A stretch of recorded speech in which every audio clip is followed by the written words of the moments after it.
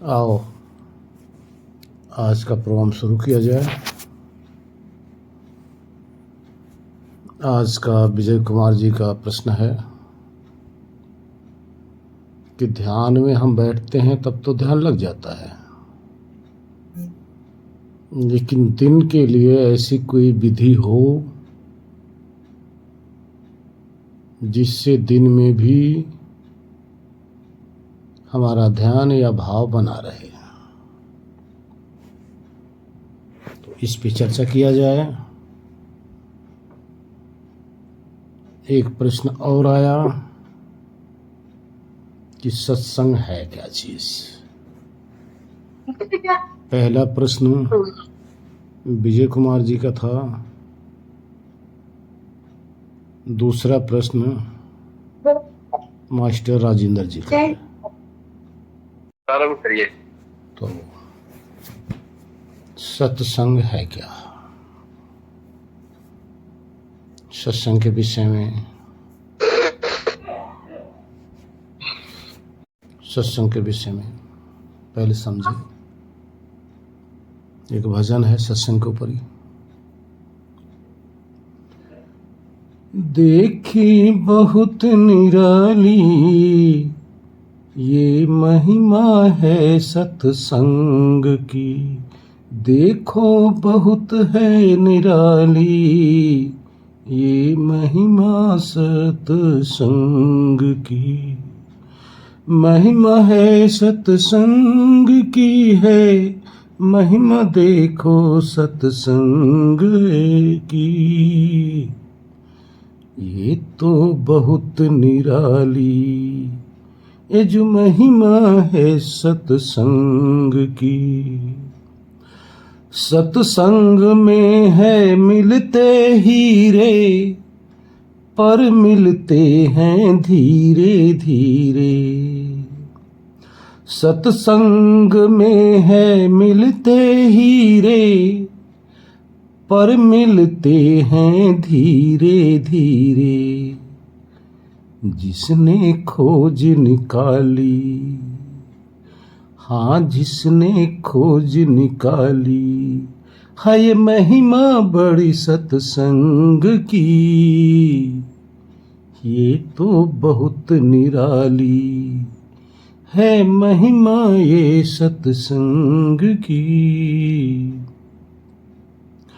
सत्संग ही सब दुख टारे, डूबत को सत्संग उबारे। सत्संग ही सब दुख टारे, डूबत को सत्संग उबारे। रहे सदा खुशहाली, हाँ रहे सदा खुशहाली, ये जो महिमा है सत्संग की, देखो बहुत निराली, हाँ देखी बहुत निराली, ये जो महिमा है सत्संग की। सत्संग उत्तम तीर्थ भाई, करते हैं जो नेक कमाई। सत्संग उत्तम तीर्थ भाई, करते हैं जो नेक कमाई। कर्महीन रहे खाली, कर्महीन रहे खाली, ये महिमा है सत्संग की, देखी बहुत निराली है जो महिमा ये सत्संग की। सत्संग में सब मिलकर आओ, समय न अपना व्यर्थ गवाओ। सत्संग में सब मिलकर आओ, समय न अपना व्यर्थ गवाओ। अंत पिटे ना तारी, ये महिमा है सत्संग की, अंत पिटे ना तारी, ये महिमा है सत्संग की, देखी बहुत निराली, ये महिमा है सत्संग की। दास अनुदास शरण में आया, सतगुरु आगे शीश झुकाया। दास अनुदास शरण में आया, सतगुरु आगे शीश झुकाया। हंस करे रखवाली, हंस करे रखवाली, ये महिमा बड़ी सत निराली। ये देखी बहुत निराली, ये महिमा है सत्संग की, महिमा है सत्संग की। हाँ, महिमा ये सत्संग की। देखो बहुत निराली है महिमा ये सत्संग की, है महिमा सत्संग की। सत्संग क्या है? सत्य के संग जुड़ना। जो सत्य है, जो सदा रहता है, शाश्वत है, अनादि है, उसके संग जुड़ने का नाम सत्संग है। यानी उसका संग करने का नाम सत्संग है। इस सत्संग में होता क्या है? रोज प्रतिदिन आपको मोह माया से, जो आप सब मोह माया में सोए हो,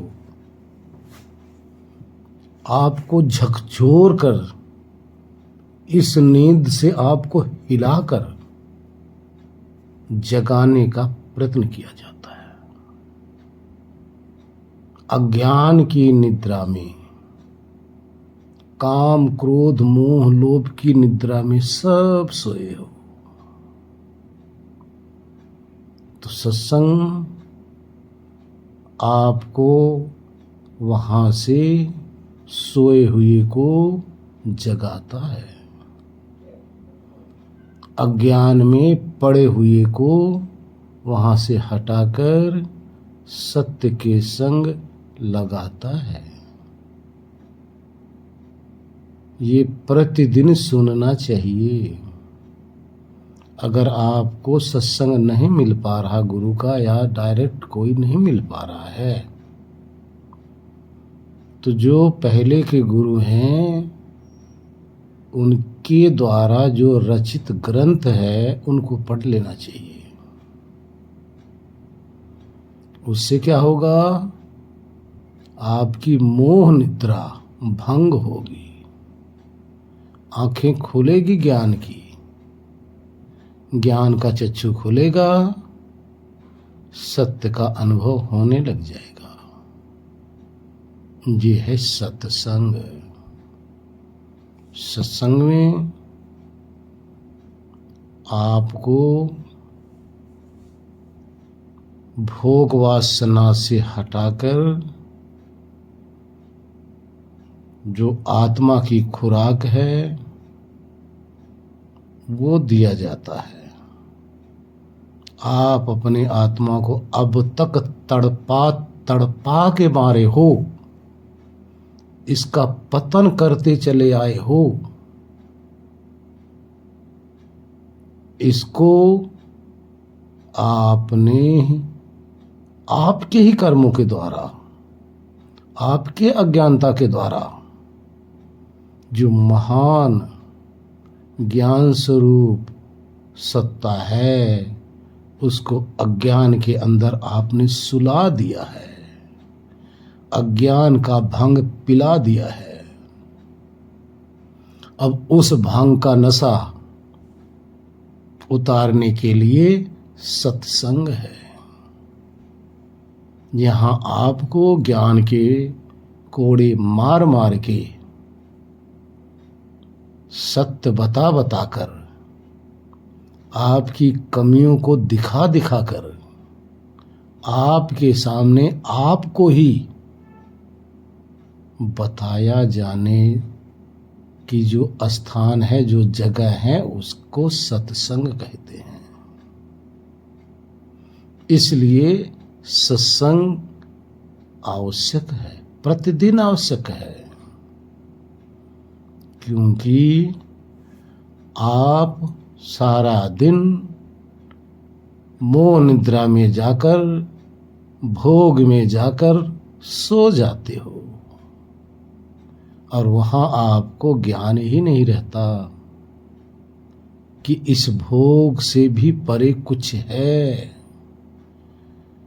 जिसका आप पतन कर रहे हो। इसी भोग के अंदर उसको लुटाए चले जा रहे हो। अब उसको बचाने के लिए आपके पास सत्संग है, जहां से स्वयं का कल्याण होगा। हरिओम। दूसरा प्रश्न है, विजय कुमार जी का है कि दिन में क्या ऐसी विधि हमारे पास हो कि जो हमारा ध्यान लगे, भाव बने। तो इसके लिए आपके पास एक और साधन आप लोग ले लो, जिसको कहा जाता है नाम जप। जब आप ध्यान में होते हो तो नाम जप की आवश्यकता नहीं होती, क्योंकि आप नामी को याद करते रहते हो। याद करके उसके भाव में खोते हो और खोकर उसी में मग्न हो जाते हो। लेकिन जब आप समाज में होते हो, जब आप अपने दैनिक कार्य कर रहे होते हो, उस समय आप संसार में भी लगे होते हो। अगर आप अध्यात्म का चिंतन आप करते हो, थोड़ा बहुत भाव रहता है, तो उस भाव को और प्रबल करने के लिए आप लोग नाम का सहारा ले सकते हो। नाम क्या है, पहले समझो। जो भी आपका ध्येय विषय है, मान लो आप आत्मा को अपना ध्येय विषय स्वीकार करते हो, या ईश्वर को अपना ध्येय विषय स्वीकार करते हो।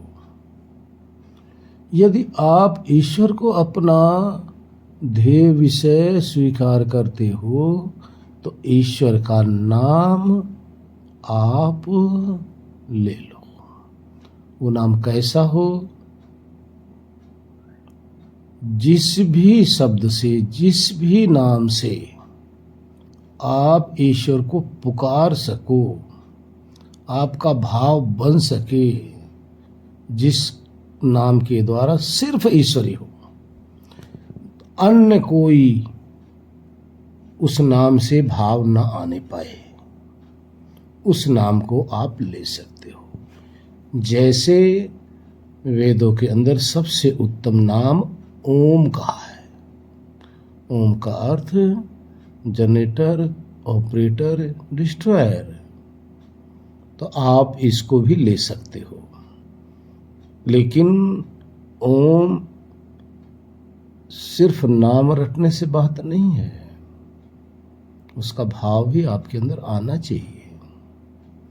जैसे हम लोग आपस में इसमें ग्रुप में जुड़े हुए हैं, जैसे कहा जाए, नाम लिया जाए कि पूनम जी, अब पूनम जी नाम लेते ही आपके पास अगर पूनम जी की तस्वीर आने लगी, तब समझ लो कि आप ये नाम ले रहे हैं।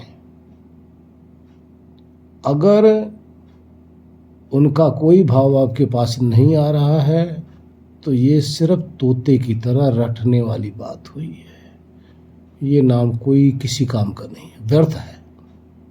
इसलिए नाम से बड़ा भाव है। तो इसलिए आप ईश्वर का नाम लेते हैं तो ईश्वर का भाव होना चाहिए। वो कैसे होना चाहिए? आप पुकार रहे हैं तो पुकारने में आपको लगना चाहिए कि परमात्मा मेरे भाव को समझ रहे हैं, सुन रहे हैं। इस तरह से अगर आप ओम को पुकारते हैं, ओम नाम से, या ईश्वरी नाम कह सकते हो, आप भगवान कह सकते हो, प्रभु कह सकते हो, जिससे आपका हृदय गदगद हो, आपके अंदर प्रेम जगे, वही नाम लेना। ऑलरेडी जो आपके पास है उसी में जोड़ लो तो अति उत्तम रहेगा, क्योंकि नया नाम आपके लिए हो सकता है वो भाव न प्रकट कर सके। तो जो आपका नाम है उसी में जोड़ लो, लेकिन ध्यान रहे नाम कोई भी हो, वो सिर्फ भाव उत्तम है, नाम से बड़ा भाव है। इसलिए आप मान लो भगवान कहते हो, भगवान कहो। आप ये जप कर सकते हो, यानी पुकार सकते हो। एक पुकार है, ध्यान रखना, और ये हृदय की पुकार होनी चाहिए। आप कहीं भी बैठे हो, आपकी वाणी चलती रहनी चाहिए, आपका अंदर भाव होना चाहिए। कहते हैं कि मन यार बल, तन कार बल, अर्थात मन हमारा ईश्वर में लगा रहे और शरीर से आपका कर्म होता रहे। तो इसमें क्या है कि आप सारा दिन ध्यान में ही हो। ऐसा आप करेंगे तो जहां भी, जब भी आप बैठेंगे, आपकी तुरंत का तुरंत समाधि लग जाएगी। क्योंकि समाधि के लिए जो आपने पहले प्रयत्न करना है, भाव बनाना है, वो आपका भाव सारा दिन बना हुआ है। यानी जो खरपतवार आपने हटाना है वो पहले से हटा पड़ा है। इसलिए नाम जप आप दिन में कर सकते हो। या इसका अर्थ हुआ आप सारा दिन ईश्वर को पुकार रहे हो। ऐसी पुकार से आप देखेंगे, अनुभव करेंगे, आपका हृदय अति खाली खाली हृदय रहेगा। उसके अंदर कुछ भी संसार आने भी नहीं पाएगा और आप सारा दिन प्रसन्नचित रहेंगे। आप करके देखो, एक दिन करो, उसके बाद में अगले दिन फिर इस पे विचार किया जाएगा। अगर आपकी स्थिति नहीं बनती फिर आगे प्रश्न करना, फिर इस पे कोशिश किया जाएगा। कहने का तात्पर्य, नाम जप करते रहेंगे, आपका भाव बना रहेगा। और देखिए कितने ऐसे हैं जो माला लिए रहते हैं, माला फेरते रहते हैं। वो क्या है? वो इसलिए है कि नाम हम भूलने ना पाए। तो उसमें क्या है कि वहां भी ये भाव ही है। दिन में हमारा विचार, हमारा मन या हमारी वृत्तियां इधर उधर ना जाने पाए। इधर उधर नहीं जाएगी। कोई माला लेके फेरता है, कोई माला लेके नहीं, सिर्फ वाणी से बोलता है, कोई अंदर अपने भाव में जपता रहता है, और कोई अपने भाव में ईश्वर का अनुभव करता रहता है। तो ये सब एक प्रकार की एक सीढ़ी है। जिस तरह से आपसे होता है उस तरह से आप कर सकते हो, आपको लाभ ही लाभ मिलेगा। हरिओम। नाम बदल सकते हैं, भाव नहीं बदलना चाहिए। अब आपको कोई दिवाकर कह ले, कोई पिताश्री कह ले, कोई पतिदेव कह ले,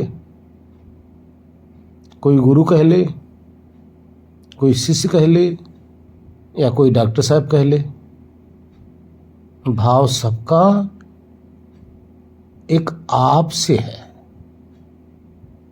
जितने भी नाम हैं वो आपकी तरफ इशारा करते हैं। इसलिए ईश्वर का कोई भी नाम लो, सब ईश्वर की तरफ इशारा करते हैं। ध्यान रखना, इशारा, इशारे से आपको परमात्मा भासना चाहिए। अगर परमात्मा, ईश्वर, गॉड, अल्लाह अगर ये भास नहीं रहे हैं, आपका नाम किसी काम का नहीं, कुछ भी नहीं कर पाएगा आपका। सिद्ध का अर्थ होता है जब आपको, जैसे कहे हे प्रभु, हे प्रभु कहो तो अंदर आप मस्त होने लग जाओ, अंदर प्रेम आपके अंदर हिलोरे मारने लगे, इसको कहते हैं नाम सिद्ध हो गया। जब ईश्वर के लिए हिलोरे आने लग जाए जिस नाम से, अब उसको कहते हैं सिद्ध होना। इस तरह से नाम को अपना सिद्ध कर लो, यही नाम आपको नामित से मिला देगा। अब आप देखिए, चलो हमने नाम सुन लिया डॉक्टर दिवाकर जी, एड्रेस हमने किसी से पूछ लिया, फला जगह रहते हैं, ठीक है। अब हमें किससे मिलना है? डॉक्टर दिवाकर से। एड्रेस हमें मिल गया कि यहां रहते हैं। अब हम यहां से चल दिए, अब जिस तरह से पहुंचे वहां हम पहुंच गए। डॉक्टर दिवाकर को हम खोज रहे हैं। अब डॉक्टर दिवाकर को पूछते पूछते हम किसी के पास भी जाएंगे तो वो तो बता देंगे हाँ भी वहां रहते हैं। लेकिन अगर हमें नाम का ही पता ना हो तो लाख वहीं पहुंचे रहेंगे, बैठे रहेंगे, हम खोज नहीं पाएंगे डॉक्टर दिवाकर को। लेकिन वहां हम पहुंच गए और फिर हमने किसी से पूछ लिया डॉक्टर दिवाकर, किसी ने कह दिया ये है सामने। अब डॉक्टर दिवाकर मिल गए, अब वार्तालाप चालू। जिस लक्ष्य के कारण से हम गए थे, जिस उपलक्ष्य में गए थे, अब वो वार्तालाप करने लगे। अब क्या हुआ? अब हम ये तो नहीं पुकार रहे हैं डॉक्टर दिवाकर से मिलना है, डॉक्टर दिवाकर से मिल चुके हैं। मिलने के बाद में नाम का काम खत्म हो जाता है। मिलने से पहले नाम को पुकारना पड़ता है। नाम उनके स्वरूप की स्मृति कराती रहती है। इस तरह से ईश्वर के स्वरूप की स्मृति के लिए नाम आवश्यक है। जब संग बैठ गए तो नाम का काम खत्म। फिर इसी तरह से ईश्वर की स्मृति कराने के लिए ईश्वर का नाम आवश्यक है। अब किस नाम से आप ईश्वर को मानते हो? ये आपके आस्था के ऊपर बात है। अब अपनी आस्था को देखिए, बचपन से शुरू से आपकी आस्था कहाँ लगी हुई है, उसी में अगर जोड़ लेंगे भाव को, ईश्वर के भाव को, ईश्वर के स्वरूप को, तो वही नाम आपका फटाफट सिद्ध हो जाएगा। और फिर यही नाम आपको सदा नामी के साथ जोड़े रहेगा, स्मृति कराता रहेगा। यह है नाम की महिमा, नाम जप। ठीक है, इस तरह से करते रहो, बहुत कारगर होगा। हरिओम जी। 3 बंदर आपके पास हैं और वो तीनों बंदर का काम अपने मालिक को लेकर अपने अपने रास्ते की तरफ भागना है।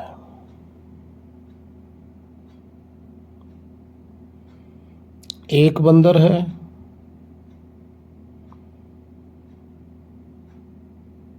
अपने मालिक आत्मा को लेकर भागता है मोह की तरफ, विषयों की तरफ। किसी का मकान देखा, दिखाने लगा देखो कितना अच्छा है, मालिक उसको देखने मस्त हो गया। किसी ने कपड़े सुंदर पहन रखा है, ध्यान रखना सुंदर कुछ नहीं होता, रंग देख के वहां मालिक सोचता है बहुत अच्छा है। किसी की कन्वंस देख के वहां बहुत अच्छा है, किसी दुकान पे मिठाई दे के बहुत अच्छा है। कुछ भी देखकर वो जो बंदर है लेके ऐसे ऐसे भगाता रहता है। जब उस बंदर के साथ ही मालिक रहता है तो जहां जहां वो ले जाता है वही वही ये देखता है, क्योंकि बंदर का काम क्या है, लेके भागना, कभी उस डाली पे कभी उस डाली पे। कभी गुलाब जामुन दिखाएगा तो कभी जलेबी, कभी मिर्च मसाला तीखा दिखाएगा तो कभी चटपटा, कभी सुंदर मकान तो सुंदर गाड़ी, कभी सुंदर फूल, कभी सुंदर शरीर। ये सब जो सुंदरता आपको दिखा रहा है ना, एक बंदर है। अब इस बंदर के साथ लगोगे, बाकी जो दो बंदर है ना वो चुप करके बैठे हुए हैं, बैठे हुए हैं। अब उनका वाला काम तो नहीं करोगे क्योंकि उनकी बारी आई नहीं, अब इधर भाग रहे हो। अब इस समय क्या होगा, बाकी का आप बिल्कुल भूले बैठे हो, कोई ज्ञान नहीं है, क्योंकि इसके साथ लगे हो तो ये आपको दिखा रहा है। दूसरा बंदर उठ खड़ा हुआ तो आपको लेके भागने लगा, आलस्य में, निद्रा में, खर्राटे की तरफ ले जाने लगा। वो आपको तो यह दिखाएगा, मांस, मदिरा, बीड़ी, सिगरेट, ताश, जुआ, ये तरह तरह के कुकर्मों की तरफ लगाएगा आपको। वो कौन है? वो दूसरा बंदर है। अब उसके साथ लग गए, ये दोनों बेचारे शांत होकर बैठे देख रहे हैं कि मेरी बारी आए तो मैं लेके भागूं इसको, क्योंकि तीनों का रस्सा आपके हाथ में है। आपने तीनों का रस्सा पकड़ रखा है,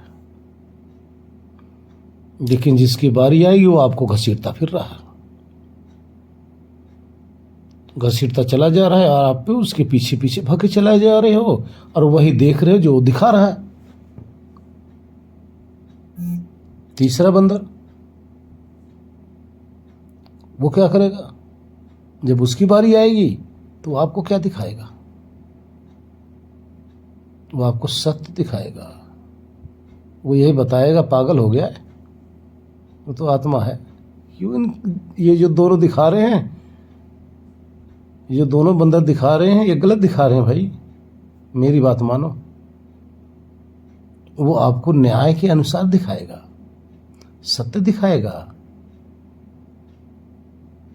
जो आपके लिए उचित हो वही दिखाएगा, लेकिन आप मानोगे नहीं। ध्यान रखना, आप मानोगे नहीं, इसकी बात को नहीं मानोगे, क्योंकि ये बंदर आपका बड़ा प्यारा मित्र है, ये आपका अधिक ख्याल करता है। लेकिन वो जो दोनों बंदर हैं विषयों ख्याल करते हैं।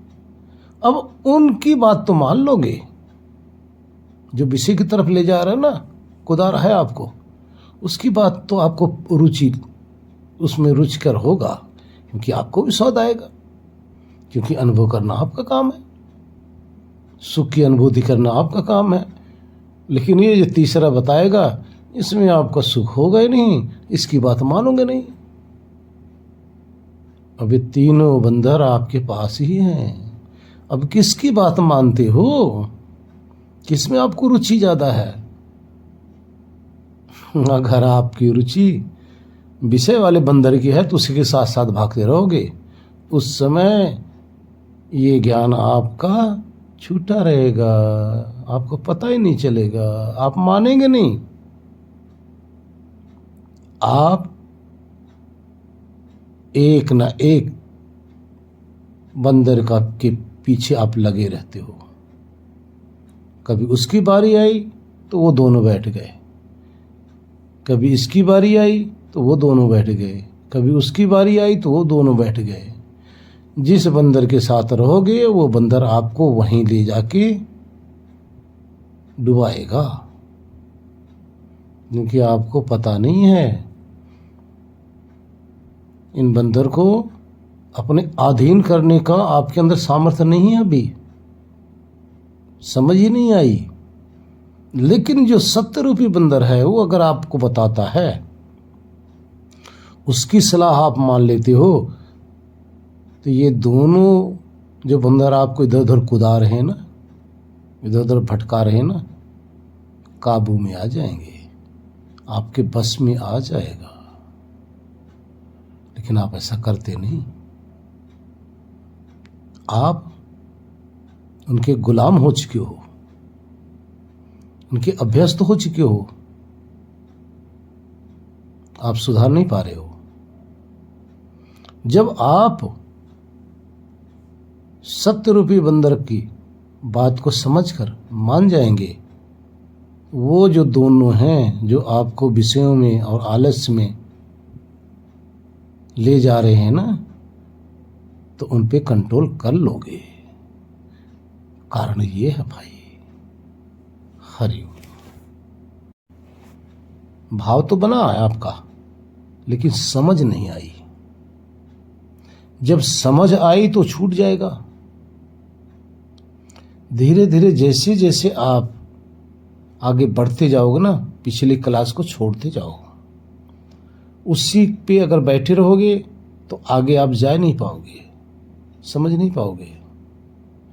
इसलिए वो जो चीजें हैं, देखिए हम इसको विस्तार से नहीं कह पाएंगे, मजबूरी है, क्योंकि कोई किसी का भी अनादर हम करना उचित नहीं समझते। तो इस समय जिस तरह से कोई भी विद्यार्थी जैसे जैसे अगली क्लास में जाता है, प्रथम क्लास का बच्चा तख्ती में या और किसी चीज में लिखता पढ़ता था, तो आगे जाता गया वो सब छूटता गया। तो इसी तरह से आप आगे जाते जाओ, पिछला छोड़ते जाओ, लेकिन सहारा उसी ने आपको दिया है, उसी के द्वारा आगे बढ़े हो। वहां से आपके अंदर भाव प्रकट हुआ, सात्विकता आई, आगे आपको ज्ञान आया। अब आपको ज्ञान के अनुसार चलना है, ना कि सिर्फ एक वो जो समझ थी। ध्यान देना, कोई भी दुनिया के अंदर मूर्ति है या कोई भी किसी महापुरुष की तस्वीर है, तो है क्या? समय के महापुरुष जो हमारे हुए हैं, गुरुजन हुए हैं, ऋषिजन हुए हैं। इस संसार में ऐसे महान संत हुए हैं, उन संतों की ही तो मूर्तियां हैं। कोई राजा हुआ है जो राजा होते हुए भी ज्ञानी, आध्यात्मिक, तपस्वी, योगेश्वर, तो वो सब आज हमारे लिए पूजनीय हैं, श्रद्धानीय हैं। उनकी श्रद्धा करनी चाहिए, क्योंकि उन्हीं के द्वारा आज हमारे समक्ष अध्यात्म प्रकट है। वही सब महापुरुष, समय के महापुरुष आते हैं, अध्यात्म के प्रति सबको प्रेरित करते हैं और फिर वो लिपिबद्ध करके चले जाते हैं। तो वो श्रद्धा के पात्र हैं, श्रद्धा के पात्र हैं, ध्यान रखना। अगर हम आज ये सोचें कि आज वो हैं, बिल्कुल है। अगर हम कहें कि शरीर में हैं तो बिल्कुल नहीं कह सकते, क्योंकि सब महापुरुषों ने इस देह से मुक्त होने की कला ही सिखाया है। देह में बंधने के लिए किसी ने नहीं सिखाया। सब ने कहा भाई अच्छे कर्म करो, मोक्ष को प्राप्त कर लो। तो अब बताइए, जितने भी महापुरुष हैं वो मोक्ष को प्राप्त किए हैं कि नहीं किए हैं? और मोक्ष प्राप्त करने के लिए उन्होंने हमें शिक्षा दी है। तो अगर हम आज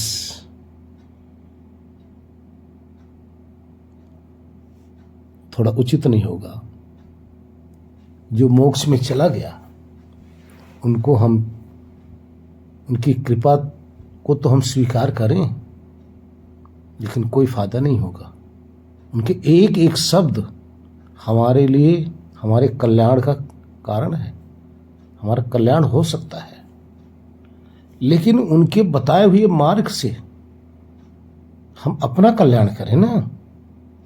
देखिए, गुरु का कार्य सिर्फ इतना होता है कि आपको बता दिया, चलना आपको पड़ेगा। गुरु को पकड़ने से आपको कुछ नहीं मिलने वाला है। गुरु के शब्दों को, गुरु के ज्ञान को, गुरु के बताए हुए मार्ग पे आपको चलेंगे तो आपको, आपका कल्याण हो जाएगा। जैसे सारे महापुरुषों ने चले भी और चलाए भी। तभी तो नानक देव ने कहा, आप जपे औरों जपाए, नानक निश्चय मुक्ति पाए। आज आप भी जपो, औरों को जपाओ, अर्थात अध्यात्म में लगाओ, आप भी मुक्ति पाओगे। आगे आपके पीछे जो रह जाएगा वो भी आपके बताए मार्ग पर चलेगा तो उसको भी मुक्ति मिलेगी। इसी तरह से ज्ञान हमेशा चलता रहता है। जैसे आप सब हैं, हम सब हैं, संतान पैदा कर दिए, चल बसोगे, लेकिन संतान आगे संतान बढ़ाता रहेगा, वो और संतान पैदा करेगा, उसकी संतान आगे पैदा होगी। इसी तरह से सृष्टि चलती रहेगी। इसी तरह से ज्ञान रूपी संतान पैदा होते रहेंगे और पहले के ज्ञानी जाते रहेंगे। ये सृष्टि का नियम है।